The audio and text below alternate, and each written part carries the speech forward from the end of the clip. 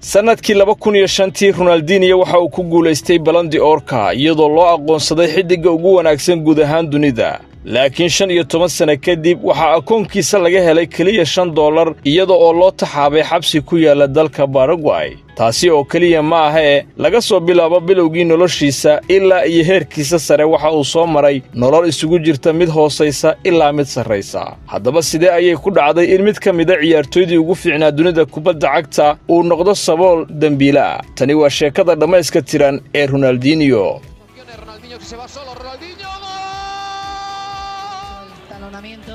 Ronaldinho buscando el gol del Barça. Ha marcado el Fútbol Club Barcelona. Ha marcado Ronaldinho.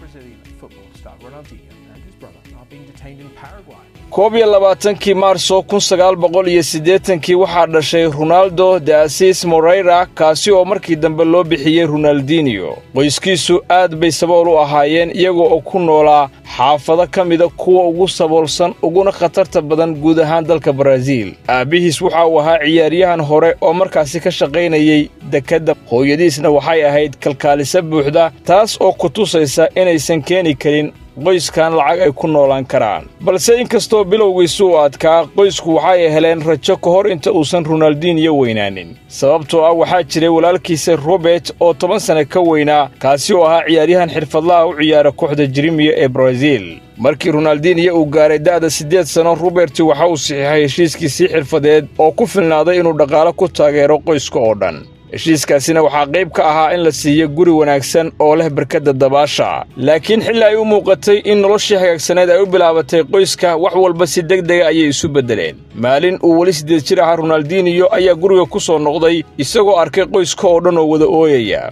aabbihiisa oo la tacaalayay wadna xanuun ayaa si kadisa ugu dhacay barkaddii waana uu ku dhex dhintay. taasi waxay ahayd musiibo weyn oo qoyska ku habsatay, waxayna xaaladdu noqotay mid ka sii dartay markii Robert uu ka dhaawacmay jilibka weliba si daran, taasoo halis weyn gelisay xirfadiisa kubadda cagta iyo rajadii qoyska ee nolosha wanaagsan.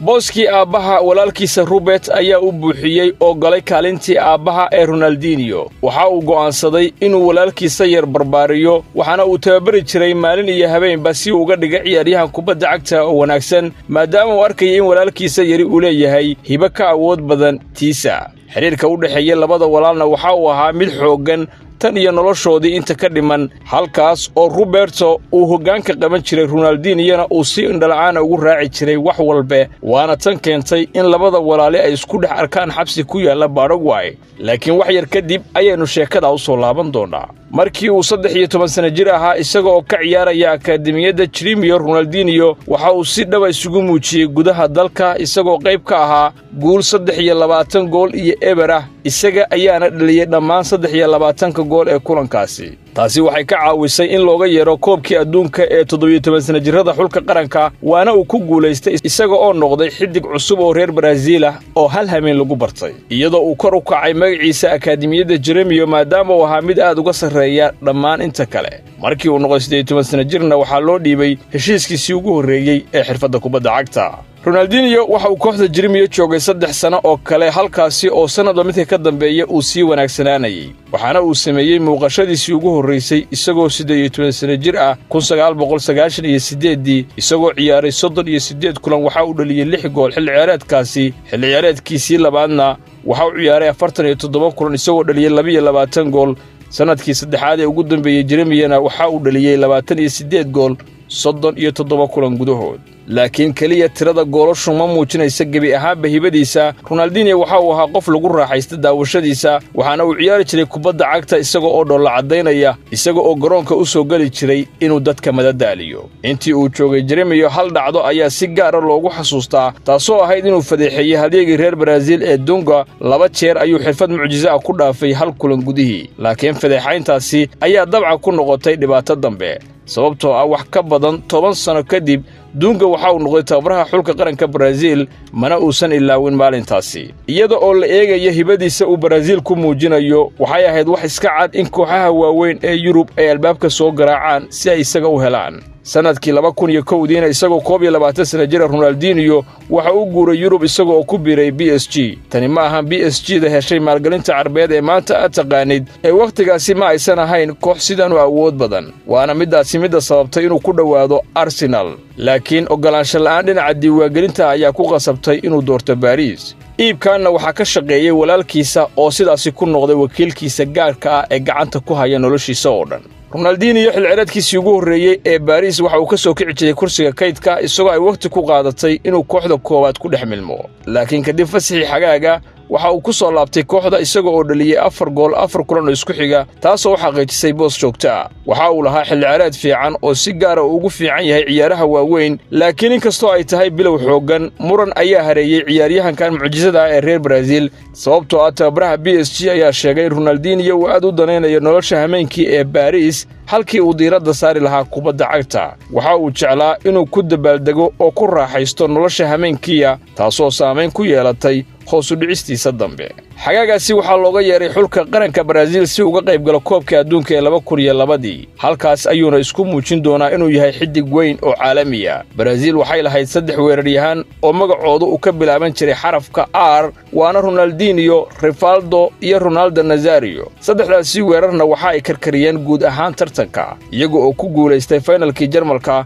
Ronaldinho waxa uu ku biiriyey 2 gool iyo 5 caawin, iyadoo lagu xasuusta laadkii xorta ah ee quruxda badnaa uu ka dhaliyay Ingiriiska, waxaana uu Ronaldinho noqday xidig caalamiya isagoo 22 sano jira. markii uu ku soo laabtay Parisna waxaa loo dhiibay lambarka 10aad ee xilciyaareedkii 2002-2003, waxaana sii socotay isla sheekadii. waxa uu soo bandhigay waqtiyo qurux badan ciyaaraha waaweyn, laakiin weli ma uusan saarin diiraddiisa kubadda cagta. waxa uu ku dhammaystay xilciyaareedkiisii labaad ee Paris 12 gool 37 kulan, isagoo oo dadka adduunka ku qanciyay xirfadiisa goysmada, laakiin kooxda PSG markaasi ma ahayn mid tayo leh. inkastoo Ronaldinho uu yahay xidig, Paris Saint-Germain waxa ay ku dhammaysatay kaalinta 11aad ee horyaalka, taasoo Ronaldinho uusan aqbali karin. sidaa daraaddeedna xagaagii 2003 waxaa la gaaray waqtigii isbeddelka.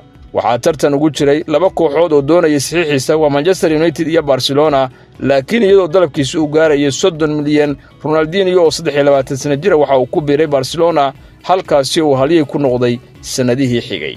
sannadkii 2003 Barcelona ma aysan joogin meel fiican. Ronaldinho waxaa lagu sheegaa inuu ahaa qofkii bilaabay soo kicitaanka kooxda kubadda cagta Barcelona ee tartamada Yurub. Xavi waxa uu sheegay in Ronaldinho uu ahaa kan bilaabay kor u kaca Barcelona. waxaa loo dhiibay maaliyadda caanka ah ee lambarka 10aad, waxaana uu dhaliyay goolkiisii ugu horreeyey kulankiisii ugu horreeyey. markii Ronaldinho uu yimid Barcelona, wax walba ayaa isbedelay gudaha naftiisa. wararka ku saabsan xafladaha iyo cabitaanka hameenkiya waa ay yaraadeen. waxa uu muuqday mid diiradda saaraya, go'aanna ku gaaray inuu is-horumariyo. tani dhab ahaantii waxaa laga dareemay bandhigiisa garoonka, sababtoo ah xilciyaareedkiisii ugu horreeyey waxa uu dhaliyay 22 gool 45 kulan gudahood, isagoo oo Barcelona ka caawiyay inay ku dhammaystaan kaalinta labaad ee horyaalka. laakiin waxaa xusin mudan doorkii uu ka qaatay guushii ay ka gaareen Real Madrid xilciyaareedkaasi, taasi oo muhiim ahayd maadaama aysan Barcelona Real Madrid ka adkaanin wax ka badan 5 sano. wax gaara ayaana socday. Barcelona waxay u diyaar garoobaysay inay kubadda cagta adduunka qabsato. xilciyaareedkii xigana Barcelona waxay qaaday horyaalka La Liga markoodii ugu horreysay in ka badan 7 sano. Ronaldinho waxaa loo doortay ciyaaryahanka sanadka ee FIFA, waxaana arrimuhu ay ka sii fiicnaadeen halkaasi, sababtoo ah xilciyaareedkii 2005-2006 Ronaldinho waxa uu ku guulaystay horyaalka Spain markii labaad oo xiriir ah iyo abaalmarinta laacibka FIFA ee sanadka. wuxuuna ku guulaystay sidoo kale Champions League iyo Ballon d'Or-ka. taa micnaheeduna waa inuu si cad u yahay ciyaaryahanka ugu fiican dunida. waxa uu dhaliyay 26 gool xilciyaareedkaasi, taasi oo ahayd tiradiisii ugu fiicnayd, laakiin mar kale ma ahan keliya in lagu cabiro goolasha, sababtoo ah waxa uu ahaa mid aad loola yaabo marka la daawanayo. waxa uu ahaa hal abuuro caalamiya. Samuel Eto'o ayuu kubadda dahabiya u diyaariyey oo uu goolal ku dhaliyay xilciyaareedkaasi, laakiin intaasi waxaa ka sii daran, cidna ma hor istaagi karin goysmadiisa. waxa uu ahaa farsamayaqaan cajiib ah oo reer Brazil ah. xilciyaareedkan sidoo kale Barcelona waxa ay garaacday kooxda Real Madrid 3-0, halkaasi oo uu dhaliyay 2 gool, laakiin waxaa maalintaasi ka dhigtay mid gaara oo taariikhi waxay ahayd Maradona, taasoo muujinaysa heerka sare ee hibadiisa cajiibka. xagaagii xigayna waxa uu ciyaaray koobka adduunka ee 2006 4 sano kadib guushii Brazil ee Jarmalka. hadda Ronaldinho waxa uu xitaa ka fiicnaa sidii markiisii hore. Brazilna sidoo oo kale Kaká, Adriano, Ronaldo iyo Ronaldinho ayaa sameeyey weerar afka hore oo cabsi geliya kubadda cagta dunida laakiin wax walba uma socon sidii hore kooxdaasi Brazilna waxay ahayd mid aan dheelitirnayn weerarkooda xoogga badan waxa uu keenay inay liitaan boosaska kale isla markaana ay tartanka kaga baxaan marxaladda quarter finalka iyaga oo ka hor yimid Faransiiska taageerayaasha Brazilna aad ayay uga niyad jabeen ka bixitaankooda koobka adduunka ee xilli hore laakiin waxay ka sii dartay xaaladdu oo ay guuldaradii noqotay mid xanuun leh markii Ronaldinho iyo Adriana ay dhigteen xaflad taasoo si weyn uga caraysiisay shacabka reer Brazil taageerayaasha Brazilna waxa ay dumiyeen taalo lagu maamuusay Ronaldinho waxaana lumay jacayl badan oo loo qabay halyeyga tanna qof walba la yaabay ku noqotay waayo waxa loo maleynayay in Ronaldinho uu ka tagay maalmihii xafladeynta iyo baashaalka oo diiradda saaray kubadda cagta laakiin nasiib darro waxay u muuqataa markii uu ku guulaystay wax kaste inuu lumiyay diiraddiisii kubadda cagta tani waxay si dhab u muuqatay markii uu ku soo laabtay Barcelona xilciyaareedkii 2006-2007 wax gaar ah oo lagu faano ma uusan samayn Ronaldinho bandhigiisuna hoos ayuu u dhacay inta badan laakiin dadka qaar waxa ay qabaan inuu ahaa weli sixroole kubadda cagta ah balse feejignaantii reer Spain ay u wareegtay xidig dhalinyaro ah oo la yiraahdo Lionel Messi markii la galay xilciyaareedkii xigay 2007-2008na xaaladdu way uga sii dartay xidigan 27 sano jirka ah sababtoo ah sanadkan waxaa hareeyay dhaawacyo badan intaasna waxaa u dheeraa caadooyinkiisii xuxumaa ee xafladaha iyo baashaalka iyo tababarka oo ku liitay taasoo saameyn ku yeelatay bandhigiisa garoonka waxayna u eg tahay in sanadihiisii wanaagsanaa ay soo dhammaadeen markaas Pep Guardiola ayaa yimid Barcelona waxaana uu Messi u arkay wiilkiisa dahabiga ah waxaana muuqanaysa in Ronaldinho uu noqon doono mid ay saameyn xun ku yeelato soo bixitaanka Lionel Messi taas oo keentay in kooxda laga diro Ronaldinho xilligaasi waxa uu lahaa sumcad ah inuu mararka qaarkood u ciyaaro sida ciyaaryahanka ugu fiican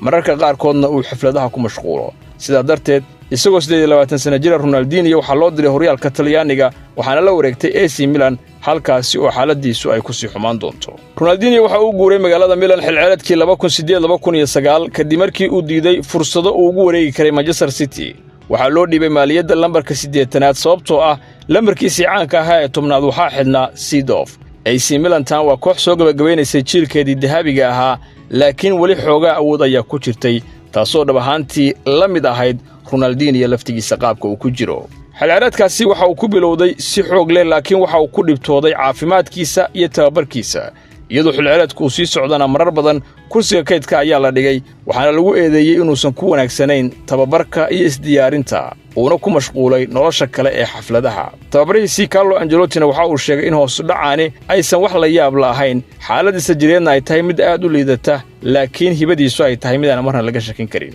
xilciyaareedkiisii labaad ee Milan si xun ayuu u bilowday laakiin si degdeg ah ayuu u helay qaab ciyaareedkiisii fiicnaa mid la mid ah markii uu joogay Barcelona dad badan waxay aaminsanaayeen in dadaalkiisa xilciyaareedkaasi uu ahaa isku day inuu helo booskiisii koobka adduunka ee 2010 waxaana la isla qaatay inuu xaq u leeyahay in looga yeero koobka adduunka laakiin loogama yeerin xulka qaranka oo tababaraha Brazil waxa uu arkay Ronaldinho inuu yahay mid aan ku habboonayn kooxda waxa xiiso lahayd in tababaraha waqtigaasi uu ahaa halyeeyga reer Brazil ee Dunga kaas oo Ronaldinho uu fadeexayay sanado badan ka hor dad badanna waxay rumaysnaayeen in tani ay ahayd aargudasho xagaagaas kadibna Ronaldinho ma uusan lahayn sababo uu ku sii dadaalo wuxuuna dib ugu noqday noloshiisii xafladaha taas ayaana AC Milan ku qasabtay inay kooxda ka saarto bishii Janaayo suuqi kala iibsiga ee xilciyaareedkii 2010-2011 Ronaldinho waxa uu siixay kooxda reer Brazil ee Flamengo isagoo 30 sano jir ah wuxuuna heshiiskiisa ku daray qodob xafladeynta uga dhigayay mid uu xaq u leeyahay 2 maalin oo xafladeyna toddobaadkiiba xitaa tababar iyo ciyaarna uusan aadayn